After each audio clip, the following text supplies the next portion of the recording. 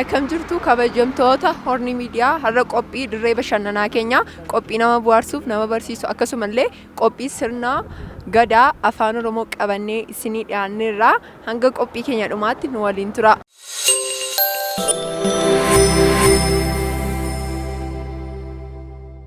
Qophii keenya har'aa keessatti namooti waan jedhan baanee gaafannaa isaanis waan jedhanii walumaan ilaalla akkasumallee yuutuubii keenya subscribe gochuu hin dagatinaa hamma gara qophii keenyaatti dabarraa nu waliin tura. Maqaa keessan walaa barru? Dassaalany Mogonnin jedhama.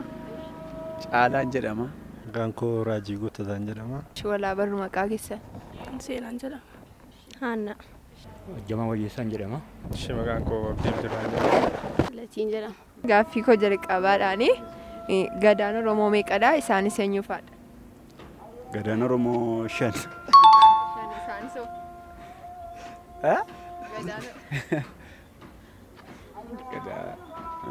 Arabee.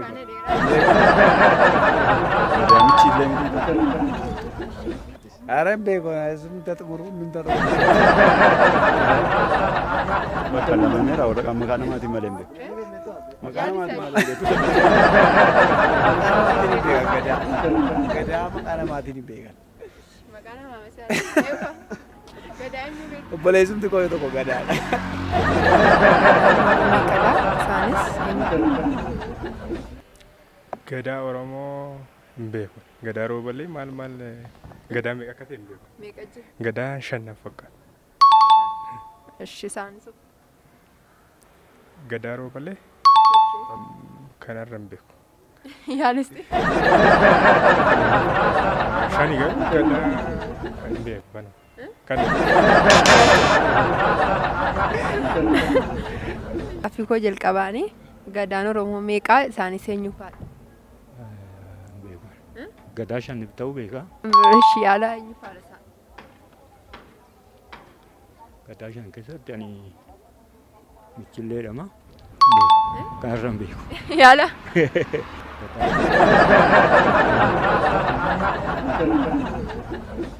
Gadaan Oromoo meeqadha? Eenyu faadha isaanii?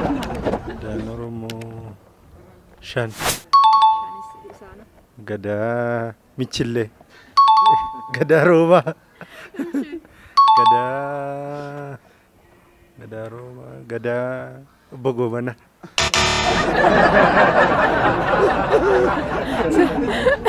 Sirreeffadha. Gadaa Roobaa. Gadaa Michillee. Gadaa Roobalee.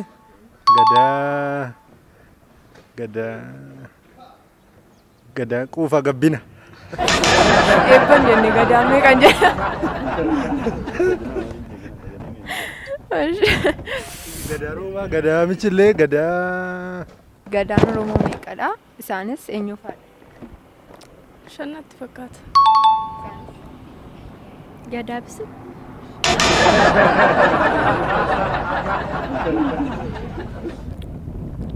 Gadaa shanan. Roobalee. Ayi bakka. Gadaan Oromoo meeqadha? Isaanis eenyu faadha? Shanannatti fakkaata. Shannatti fakkaata. Shanna ta'uu ishee eenyu faadha isaan? Dabalatti isaan kiyya. Odaa. Gadaa Oromoo. Beeku. Beeku. Malee hin jedhu. Ishee gaaffii koo lammaffaatti hin darbaa. Gaaffii koo lammaffaa gaaffii afaan Oromoo hippoodha. Hojii waaqaa mukti bubbaa buusee maaloodha hippoon kana? Hojii waaqaa. Mukti bubbaa. Bakka kaabbu'ee. Hippoodha hippoon kana. Nama. Bineensa. Bineensa miti. Yaali. Hojii waaqaa mukti bubbaa buusee. Bakka. Gaaffii koo lammaffaadhaani hippoon sin gaafadha. Hojii waaqaa mukti bubbaa buusee. Hojii waaqaa mukti bubbaa buuse. Waaqaa muktii puphaa buusi. Hojii waaqaatiin mukti puphaa buuse. Qorannaa.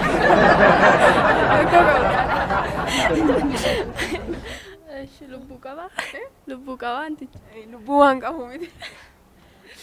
Hojii waaqaa muktii puphaa buusi. Firii mukaadha. Wanta muka irratti firii ta'ee jiru keessaa Firiima mukaadha egaa. waan uffatamu. Jirbii. Argatteetta ishee. Gaaffii koo lammaffaadhaani. Gaaffii afaan Oromoo hiphoodha. Hojii waaqaa mukti puphaa buuseedha. Hiphoodha. Hojii waaqaa mukti puphaa buuse. Hiphoon kanaa maalidha?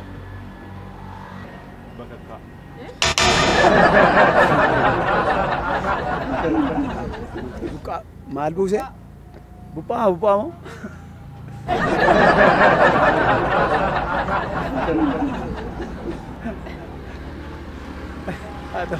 Paapayyaa. Wantoota hooyyaa ta'an keessaa. Wantoota uffata ta'an keessaa. Jirbiidha. Jirbiidha. Reefu yaada. Hojii waaqaa muktii puphaa buuseedha. Jirbiidha. Hiphoon si gaafadha. Hiphoo koo hojii waaqaa muktii puphaa buuseedha. Hiphoon kana maalidha? Hojii waaqaa puphaa buuse.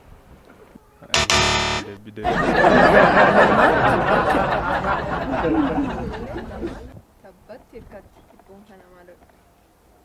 Biqillee lama tabbatti hirkatti. Lubbuu qabaa antichi. Qaamota miiraa keessa keessaa. Ija.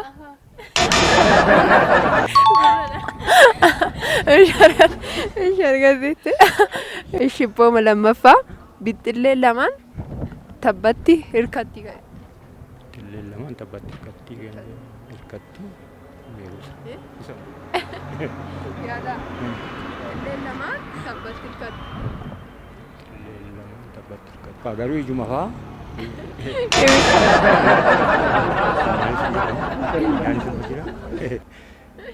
Kaa gurra fa'aa. Gurra. Bixxillee lamaan tabbatti hirkatti. Bixxillee lamaan tabbatti hirkatti.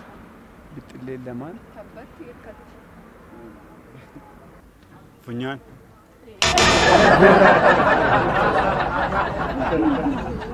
Ija. Ishi gurra argateera. Maarree ija namoota akkaasan argatu. Gaaffii koo sadaffaadhaani sirba kana agarsiisaa eenyudha hojiin isaas eenyudha jechuudha abbaan kana.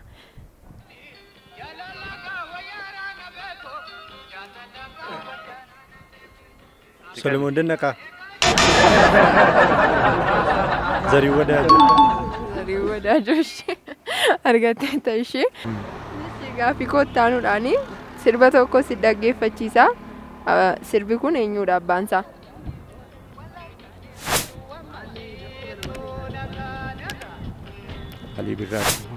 Alii Birraati moo? Nama dhiyoo kana addunyaa kanarraa boqoteedha. Maqaan isaa Daadhii Galaan immoo? Daadhii Galaan immoo? Garuu maqaa isaa inni harkaa bade malee sirba kana beeka.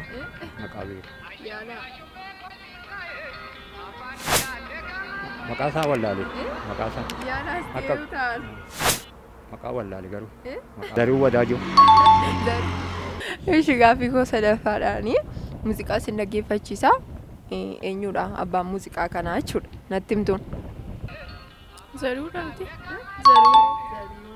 Zarii Wadaajoo. Sirba tokko si dhaggeeffachiisa. Abbaa isaa nutti himtuun.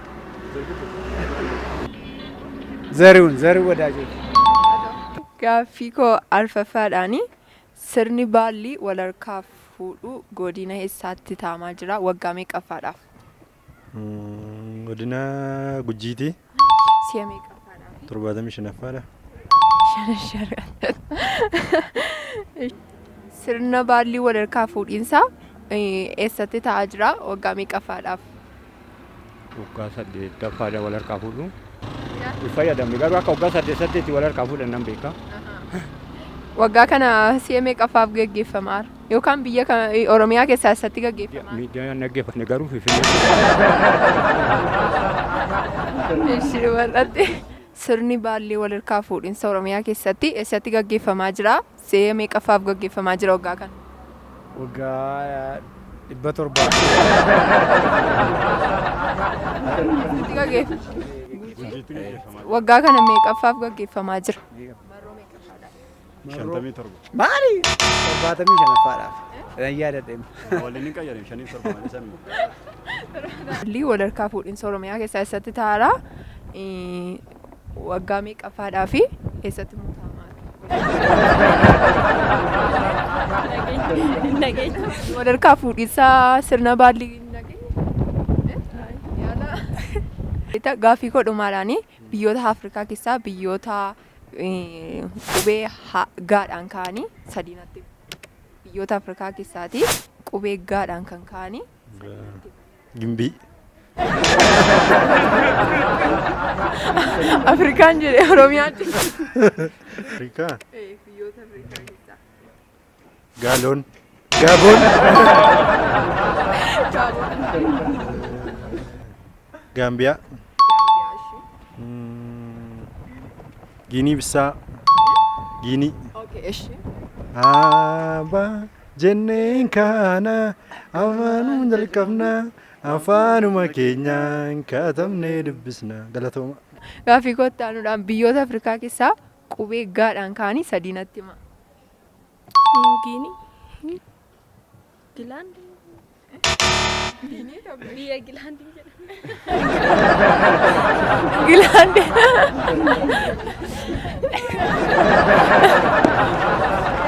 Gaana biyya jedhamu jira. Gaanaadha. Ta'uu Gaanaa Afrikaa keessaa. Tokko tapha miti. Sirba afaan Oromoo beektan keessaa tokko nu jedha. Nillee sirbu. Walaloo isaa nu jedha. Yaa taate mucaan ati jaalatte sun maraate waraabessi harree harkatti nyaate. Ishee galatooma biyyoota Afrikaa keessaati qubee gaadhaan ka'an sadiin waama. Afrikaa keessa. Afrikaa keessaati qubee gaadhaan kan ka'an. Gaambiyaa. Giincii. Geedoo. Geedoo. Oromiyaan jenne Afrikaan jenne. Gullallee. Finfinneen jenne. Tokko Gaambiyaadha. Gaana. Gaambiyaa. Guttin.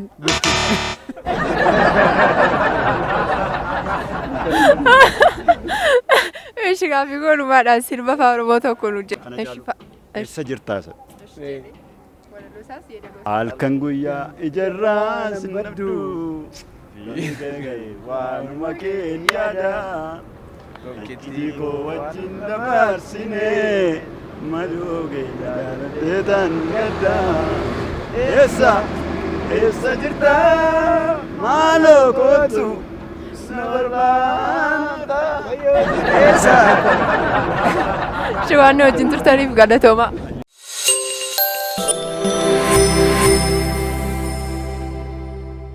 Qophii keenya har'aa keessatti namoota haasofsiifnee gaafannee turre gaaffii koo jalqabaadhaan gadaan Oromoo meeqa jedhee gaafadheen ture namooti baay'ee argachaa turanii gadaan Oromoo 5dha.